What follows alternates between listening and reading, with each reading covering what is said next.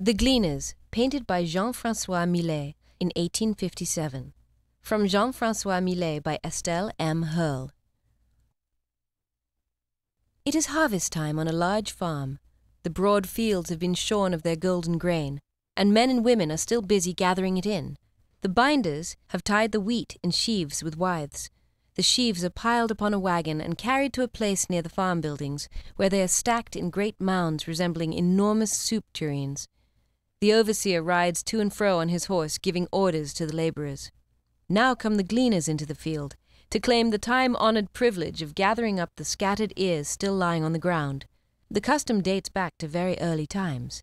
The ancient Hebrews had a strict religious law in regard to it.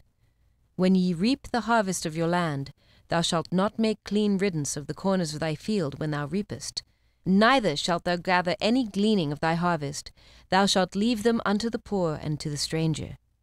Another law says that the gleanings are for the fatherless and for the widow, that the Lord thy God may bless thee in all the work of thine hands.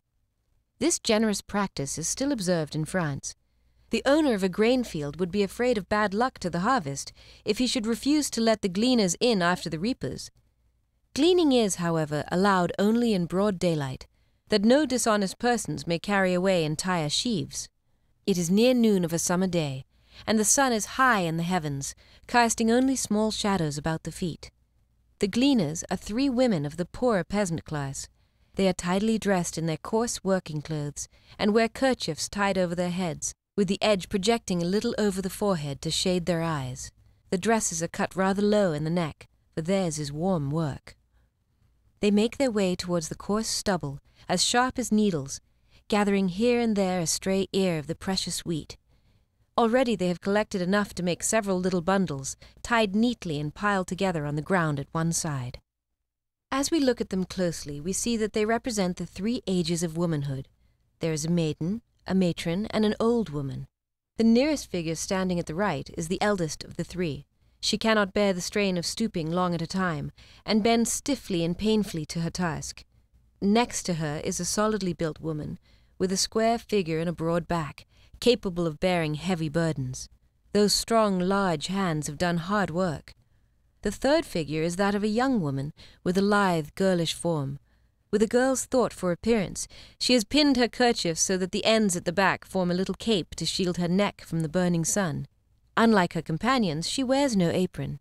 While the others use their aprons doubled up to form sacks for their gleanings, she holds her grain in her hand.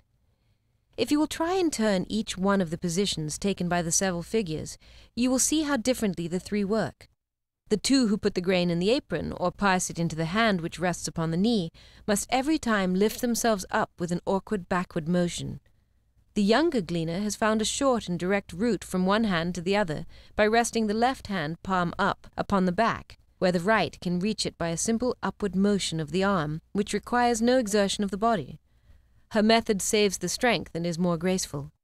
Moving forward in the stooping posture with eyes fixed upon the ground, the figures of the gleaners have been compared to great grasshoppers, making their odd, irregular hopping progress across the field. Even as we look, they seem to move toward us. The picture is a fine study in lines. The middle figure is constructed in a square outline, and this square effect is emphasized in various ways: by the right angle formed between the line across the bust and the right arm, by the square corner between chin and neck, and by the square shape of the kerchief at the back of the head. We thus get an idea of the solid prosaic character of the woman herself. The younger woman is a creature of beautiful curves. The lines of her back and bust flow together in an oval figure, which the position of the left arm completes.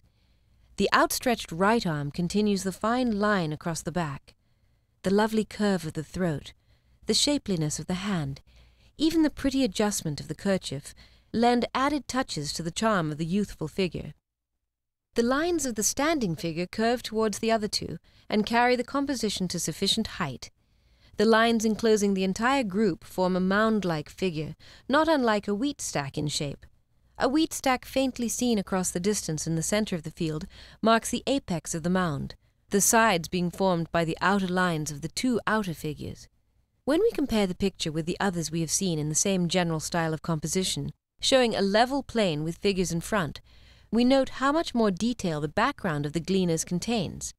This is because the figures do not come above the horizon line, as do those in the Angelus and Shepherdess. Hence the eye must be led upward by minor objects to take in the entire panorama spread before us.